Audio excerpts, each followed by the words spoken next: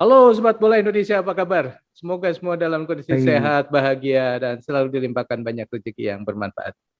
amin. Eh kita udah nggak sabar nih untuk membahas bagaimana peluang Indonesia lolos ke babak selanjutnya nih setelah Ya, dari babak kualifikasi ya.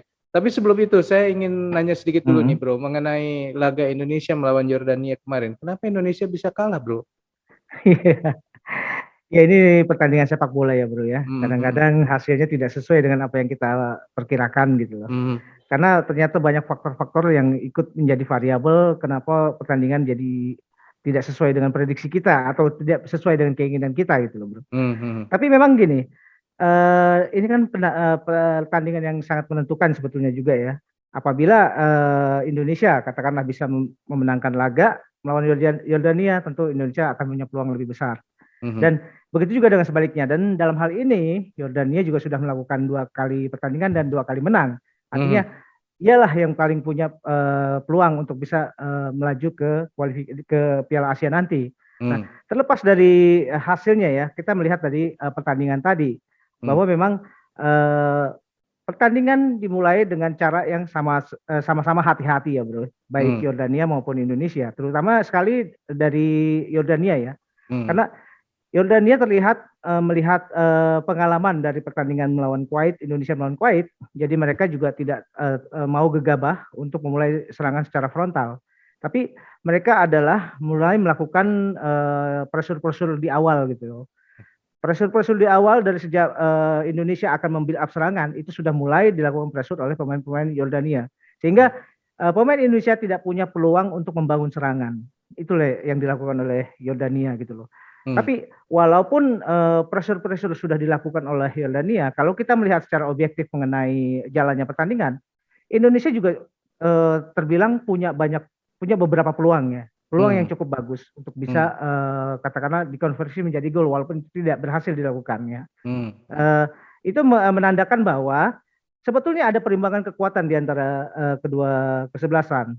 hmm, Dan kita juga cukup beruntung punya seorang penjaga gawang yang sangat mumpuni dalam pertandingan tersebut, Nadio Arganiwinata, hmm. yang sudah melakukan beberapa kali save, bahkan yang puncaknya adalah dia bisa menggagalkan penalti dari Yordania. Itu Ya, loh ya. bro. Keren-keren itu, bro. Dan Ya, eh, saya kira pemain Indonesia mm, sudah cukup bermain dengan bagus kan di laga ini. betul, betul. Ya apapun hasilnya ya, Hmm, kita juga ikut mengapresiasi pengorbanan maupun daya juang mereka yang hmm, walaupun hasilnya minor, tapi sudah menunjukkan bahwa keinginan untuk menang itu ada, walaupun hmm, hasilnya berkata lain gitu loh bro. hmm. Dan Begitu. kelihatannya bahwa ada apa pergantian pemain yang kurang cukup bagus ya. Ya, saya pikir juga tadinya dengan pergantian Asnawi untuk menempati posisinya akan menambah daya dobrak dan juga menambah kekuatan di lini belakang. Tapi ternyata entah kenapa Asnawi ini berkali-kali seperti kehilangan kontrol bola, kehilangan konsentrasi dan fokus gitu loh. Entah apa yang terjadi dengan Asnawi, apakah ini mungkin dari efek dari masih cederanya dia atau ada hal-hal lain yang kita juga belum bisa terkonfirmasi mengenai hal ini. Tapi Oke, memang oke. pergantian itu menjadi percuma karena tidak memberikan efek apa-apa, bahkan sepertinya malah memperlemah kondisi Indonesia yang berusaha membangun serangan gitu. Hmm, hmm. Oke, oke. Pada intinya bahwa Indonesia sudah berupaya untuk memenangkan laga dengan daya juang Betul. yang bagus gitu, tetapi memang hasilnya tidak bisa maksimal dari sisi kita, artinya tidak menang lah gitu ya. Iya betul. Nah, bro, balik lagi ke Hmm, soal menghitung kemungkinan untuk lolos atau peluang kita untuk iya, lolos ke babak selanjutnya. Apakah iya. Indonesia mempunyai peluang, bro, untuk lolos? Ya, pada akhirnya peluang itu bisa ada, Hmm, muncul hmm, kalau kita bergantung pada pertandingan antara Yordania dengan Kuwait gitu hmm, loh. hmm, Kebetulan kan Indonesia main belakangan hmm, nih hmm, hmm, ketimbang mereka berdua ya. hmm, Nah, kita bisa melihat apakah Yordania memang saat ini nilainya 6 ya. Itu hmm, juga juga sudah cukup lumayan ya untuk hmm, bisa masuk ke fase Lolos. berikutnya, Mhm. lolos. Tapi mereka juga tentu tidak ingin ini ya bermain safety, karena kalau mereka sampai kalah dengan jumlah agregat gol yang juga banyak, itu akan yang menjadi masalah. Karena mereka juga memperhitungkan bahwa Indonesia diasumsikan bisa mengalahkan Nepal gitu loh bro. Nah kalau itu sampai terjadi, itu bisa terjadi pergeseran posisi Indonesia yang tadinya ada di posisi 3 saat ini, bisa aja malah masuk ke sebagai juara grup, tergantung dari iya, tergantung dari hasil pertandingan antara Kuwait dengan Jordania. Sebagai contoh begini, seandainya Kuwait ya bisa mengalahkan Yordania 1-0, itu dan Indonesia bisa mengalahkan Nepal berapapun hasilnya, itu Indonesia bisa menjadi juara grup. Wow, kenapa Iya. begitu bro? Ya karena gini, Indonesia katakanlah mengalahkan Nepal nih, kan akhirnya yang dilihat adalah head to head masing-masing gitu loh. Jadi Oke, ada karena semacam punya poin yang kompetisi sama. mini, kompetisi mini di antara para kontestan yang punya nilai yang sama.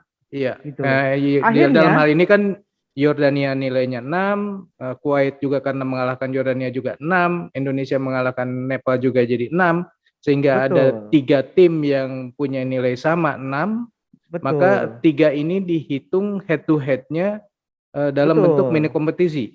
Oke. betul. Sebagai Mhm, contoh tadi yang saya sampaikan, mhm, 1-0 Kuwait menang. mhm, Tentu jadi agregat golnya Kuwait adalah dia kan dua kali kemasukan oleh Indonesia. mhm. Kemudian dia juga memasukkan satu Ke lawan Indonesia. Indonesia. Mhm. Dan dia diasumsikan menang 1-0 1-0. lawan Yordania. Jordania Artinya agregat dia 2 kan, sama kan? 2-2 ya. 2 sama. Nah, Indonesia begitu juga. Indonesia Indonesia melawan memasukkan ke Kuwait 2-0 dua kali. 2-1. Nah, Dua ya. kali, 2-1, satu kali kemasukan oleh Kuwait, satu kali kemasukan oleh Yordania, Jadi nilainya 2-2 juga. sama. 2-2. Iya. Ya. Nah, sedangkan Yordania, karena dia hanya menang 1-0 lawan Indonesia, dan dia kalah 1-0 lawan Kuwait, dia jadi 1-1. Yep. Nah, dilihat kan agresivitas golnya kan. Agresivitas Agresivitasnya. golnya kan Indonesia dengan Kuwait sama nih. 2. Ya, 2. Tapi Indonesia secara head to head menang lawan Kuwait gitu loh. Jadi Indonesia di atas, Kuwait di bawah. Yordania yang tergeser. Waduh. Gitu loh. Wah, ini berbahaya buat Yordania kalau Kuwait bisa memenangkan laga dengan skor 1-0 ya, berarti Yordania akan tersingkir. Tapi kemungkinan Yordania tidak akan mau mengalah, bukan? Ya pasti. Karena melihat pada adanya kemungkinan seperti ini ya, ini kan sepertinya mereka juga ada di ujung tanduk juga gitu loh posisinya. Yang apalagi kita melihat bahwa Kuwait ini sebagai tuan rumah tentu juga punya niatan untuk berusaha menyerang secara frontal dengan ini ya ke kubunya Yordania. Tapi memang kita sih berhitung begini, akan lebih aman sebetulnya buat kita kalau Yordania bisa seri atau mengalahkan Kuwait gitu loh. Dengan asumsi Indonesia mengalahkan Nepal. Iya, benar. Jadi untuk keamanan atau untuk membuka peluang lebih lebar buat Indonesia, maka Jordania harus minimal seri melawan Kuwait atau memenangkan laga dengan berapapun skornya, maka Indonesia akan masuk sebagai runner up. Tapi kalau misalnya menurut saya kalau Kuwait menang 1-0 lebih seru lagi, Indonesia lebih aman jadi juara grup. Tapi kayaknya sulit ya itu ya. Bukan sulit, artinya secara fisiologisnya pasti Yordania akan mati-matian, Kuwait juga akan mati-matian, dan Indonesia terpaksa untuk melihat hasil akhirnya seperti apa. Tapi apakah ada kemungkinan Indonesia tersingkir karena gara-gara laga dari Kuwait lawan Yordania ini? Ya, ada bro kemungkinan Indonesia bisa tersingkir. Misalkan saja ya, Kuwait bisa mengalahkan Yordania angka 2-1 aja gitu loh. Indonesia bisa tersingkir. Otomatis karena, berapapun. Karena Yordania ini bisa masukin gitu loh. Bisa masukin satu gitu loh. Yeah. Nah, dia memang kan kemasukan katakanlah 2 ya. Tapi dia juga memasukkan 2 juga dari hasil memasukkan ke gawang Indonesia 1 dan memasukkan ke gawang Kuwait 1. Yang dilihat adalah agregatnya. Agregatnya antara Indonesia dengan Yordania. Sementara Kuwait sudah pasti dia sebagai pemuncak gitu loh, Bro. Itu jadi jangan sampai sebetulnya Yordania ini bisa memasukkan, kalau kepun kalah jangan sampai Yordania bisa memasukkan gol. Gawat ya kalau gitu. Indonesia ini gara-gara laga dari Kuwait lawan Jordania, Indonesia bisa jadi juara grup, tapi juga otomatis juga bisa jadi tersingkir apapun hasil lawan Indonesia melawan Nepal. Gitu ya. Betul, Bro. Wah, mengerikan juga nih. Iya, itu sekedar ilustrasi ya, Bro ya, mengenai kemungkinan peluang. Kan pertandingan di grup A tadi itu kan hanya menentukan siapa juara grup dan siapa runner up. Tapi untuk posisi runner up ini juga belum aman gitu loh. Runner up di grup A juga kan akan dilawan juga dengan runner up dari grup lainnya. Sementara grup yang lainnya seperti grup C, grup D dan grup F itu sudah pasti bahwa juara grup dan runner up itu akan berangkat ke Piala Asia nanti. Karena mereka dari ketiga grup ini sama-sama nilainya 6 gitu loh. Dan mereka hanya tinggal menunggu pertandingan terakhir di antara mereka sendiri. Jadi mereka bisa aja bermain safety, ya udah seri aja. Toh kita nggak memperebutkan trofi, kita hanya memastikan tempat di Piala Asia nanti. Jadi itu sangat mungkin terjadi pertandingan 3 itu adalah seri. Biar sama-sama mengumpulkan nilai 7, itu sudah aman. Nah, justru dari grup A Indonesia akan sangat bergantung pada pertandingan dari grup B dan di grup E. Grup B antara Palestina dengan Filipina. Palestina saat ini mengumpulkan nilai 6. Filipina dari 2 pertandingan juga mengumpulkan nilai 4 gitu.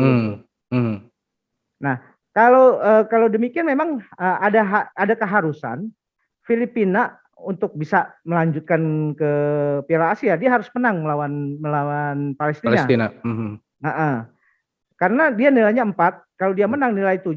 Sedangkan Palestina nilai 6 tapi agregat golnya bagus. 6 dia. Jadi ada kemungkinan dia masuk sebagai runner up terbaik juga nantinya. Gitu loh. Yang sangat mungkin jadi kita tergantung dari apakah Palestina bisa dikalahkan oleh Filipina, itu kan kita masih menunggu hasilnya. Nah, ada kemungkinan juga yang hampir mirip posisinya dengan di grup A itu adalah di grup E yang dihuni Malaysia, gitu loh. Karena posisinya hampir sama, mereka 1 kali menang, 1 kali seri, dan di pertandingan terakhir adalah melawan Bangladesh. Cuma memang kita melihat pada nanti hasil agregat golnya lagi gitu loh. Ya, betul. Jadi kalau misalkan grup B antara Palestina dengan Filipina, kemudian Filipina bisa mengalahkan dari Palestina, maka juara dan runner up dari grup B akan lolos ke Piala Asia ya. Berarti tersisa adalah grup A dan grup E. Nanti tinggal ngadu nih ya, grup A sama grup E, siapa yang paling jelek dia yang tertinggal. Iya, betul. Makanya apakah Indonesia atau Malaysia? Nah, makanya saya ini ya berharap sekali bahwa pertandingan melawan Nepal, Indonesia bisa menjaringkan gol lebih dari 4 gitu. Supaya agregat golnya bagus gitu loh.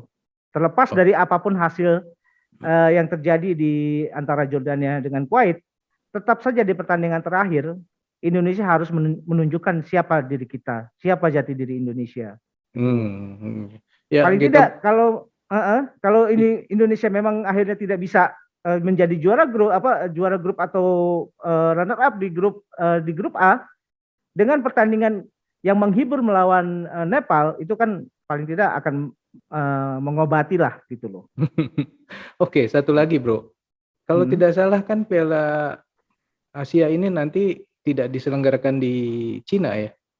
Betul. Berarti Jadi Indonesia gini. kalau jadi gimana nih? Jadi gini, kan memang seharusnya Piala Asia kali ini akan diselenggarakan di Cina.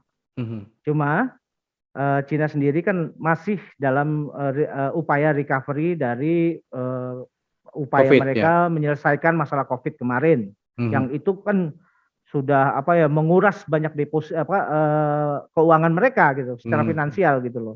Nah, mereka sudah menyatakan tidak sanggup untuk menjadi tuan rumah Piala Asia ini, dan AFC sepertinya berusaha menawarkan ke Indonesia supaya mengambil kesempatan ini, mengingat Indonesia itu salah satunya yang dilihat oleh organisasi olahraga lain, itu kalau menyelenggarakan sebuah event itu pasti sukses. Itu adalah kehebatannya Indonesia.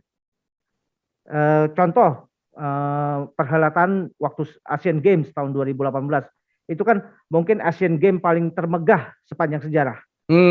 Kemudian di Mandalika kemarin gitu loh. Itu juga kan sukses gitu loh. Nah, apalagi Indonesia juga di tahun 2023 itu sudah terpilih sebagai tuan rumah Piala Dunia Under 20 gitu loh. Nah, artinya Indonesia sudah punya infrastruktur yang memadai untuk menjadi tuan rumah.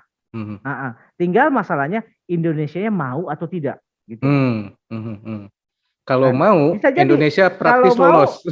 Praktis lolos. Tapi Hadiah apakah itu cara ya? itu? Tapi apakah cara itu yang mau diambil gitu loh? Kan kita ya nggak tahu lah gitu loh. Itu Ya, bro. ya.